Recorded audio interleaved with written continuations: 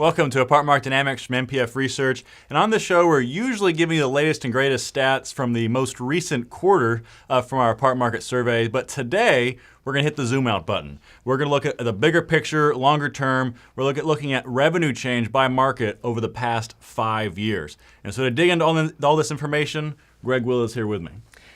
And when you look at one of these long-term analyses, the start and end date obviously influences the results, and where you start is kind of arbitrary. But what we're really doing at this point is going back 5 years ago is really when the U.S. economy went into meltdown. So we're going to compare apartment revenues today to where they were pre-recession. And for most markets across the country, that was the peak in that last cycle.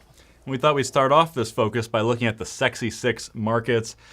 These are the places, obviously, that have attracted a lot of investment dollars. And Greg, these are the areas that are supposed to be the premium performers, the areas that are supposed to be generating the most revenue growth. So do the results that we're going to see, do they translate to the reputation that they have? And you ask an economist anything, and the answer is always yes and no. So that's what we're seeing in these numbers. And a little bit of housekeeping here. Again, what we're measuring is revenue change. So that is going to be today's effective rents for new leases versus the prices that were charged 5 years ago. Plus, we're going to add in the change in occupancy over that time period. And when we look at that measurement, by far the winner here is one of the Sexy Six markets, San Francisco. It's number one nationally, and it's number one by a huge, huge margin.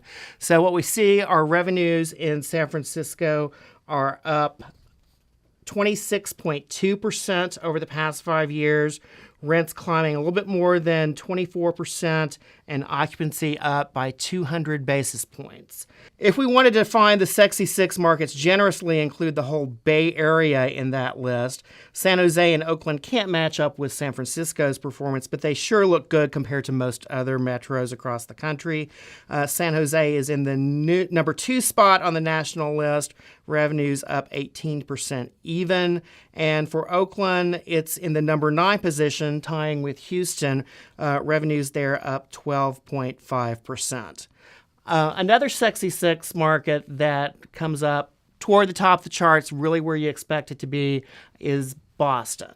And what you see there, revenues up 15.9% over that 5-year time frame.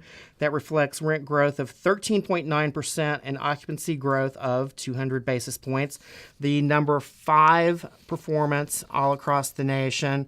And if you look at what happened in San Francisco and Boston, I think what really sets them apart from the other metros across the country is what happened in the local economy. And while they did take a hit during that downturn, they came back really quickly in terms of producing some jobs, and they were high-end jobs versus some of the concentration on lower-end and lower-paying jobs that we saw in other markets.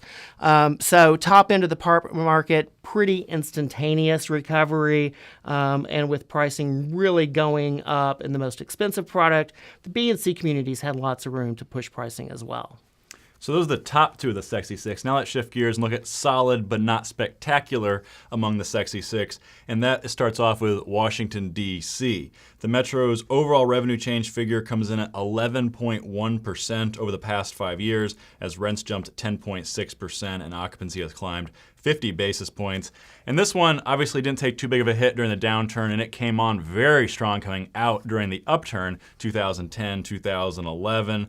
But repeating the story that we've told a number of times on this show, the strength of this market attracted a lot of apartment development, and there is a ton of construction activity underway right now, and a lot that can be completing over the next few years. And that burst of construction has dramatically slowed down rent growth in the Washington, D.C. market. And the results for Q2 specifically, D.C. year-over-year rent change was barely into positive territory. It's just 0.7% year over year. Now, in an interesting comparison, just north in Baltimore, which hasn't had to deal with nearly as much construction as D.C., Baltimore actually has fared better over the past 5 years. For that one, total revenue growth is at 12.4%. That's the 11th best performance nationally. Working our way down the list on the Sexy Six markets, you actually have to go pretty far to hit the next one. That's going to be Seattle, which is in the number 34 position across the top 50 markets. Revenue growth there over the past 5 years registers at 5.7%. We've had rents come up 5.1% and occupancy up 60 basis points. The pretty low ranking for Seattle really reflects just how deep a hole we managed to dig during the recession and this one. And it really, the economy struggled, but it really didn't take more of a hit than a lot of other places. What separated Seattle was during that downturn, this metro delivered a whole lot of new product. And so that really hurt the performances. Look at the numbers of late, though. Seattle is one of the fastest growing economies in the country right now. It's battling it out with Houston and Dallas-Fort Worth for the number one ranking in apartment demand. So we're getting some really, really good progress. And even though they have another wave of construction that's getting going now, we're pretty confident in their ability to handle that. And I think if we do these calculations again a year or two from now, Seattle's going to be much higher on the list than it is right now. Another one that's probably much lower on the list than you'd expect right now is the biggest of them all, New York. New York comes in at only number 40 among the top 50 markets in the country in terms of size. Our calculations show 5-year revenue growth at a very modest level of 3.5%, with rents for the past 5 years up 2.8% and occupancy up 70 basis points. And just to truly horrify all the New Yorkers out there, we'll share that the performance for New York positions it right in between, sandwiched in between Indianapolis and Memphis. So that's not a cluster of places you're likely to ever see again for any metric of any sort, comparing those three markets. Here are a couple of notes for you to how to judge the New York performance. First, think back to the conditions from 5 years ago. The financial crisis certainly led to a lot of uncertainty about real estate in general. And for the apartment market, there are some questions about whether it would ever get to the historic relative position relative to other markets in the country of that premium that it became so accustomed to. And second, 5-year rent growth of 3% doesn't sound like very much, but in terms of a total dollar amount, it is a very big number, especially if we consider how much more expensive New York is than any other market in the country, including San Francisco. All right, so let's wrap up this list. And I guess the least sexy of the Sexy Six over the past 5 years has been Los Angeles. Probably no surprise to anybody that it's pretty low on the list. Rents here just got back to their pre-recession highs during the past quarter, with pricing up a scant 0.1% since the middle of 2008. Add to that occupancy up 150 basis points, and revenues are ahead of the levels recorded 5 years ago, only 1.6% in this one. The metro ranks in the number 42 position nationally across the 50 biggest markets for that revenue change number. And this is an easy one to explain. I mean, it really comes down entirely to that job story. Slow getting back on track, and you really didn't get any meaningful economic growth at all until the past year or so. And looking at today's employment base versus what we had 5 years ago, Los Angeles is still almost 300,000 jobs in the hole. So still some work to do in that one.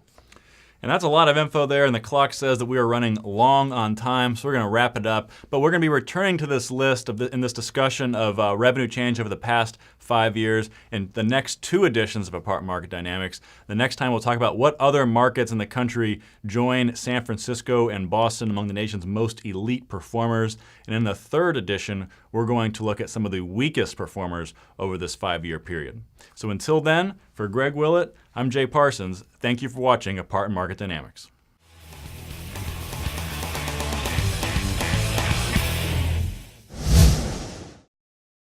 Want more? Go deeper with MPF Research's apartment market reports.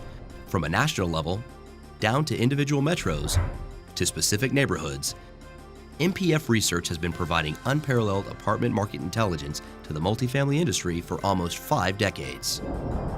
Learn more by contacting us at 877-284-4938 or visit www.npfresearch.com and click on Market Reports.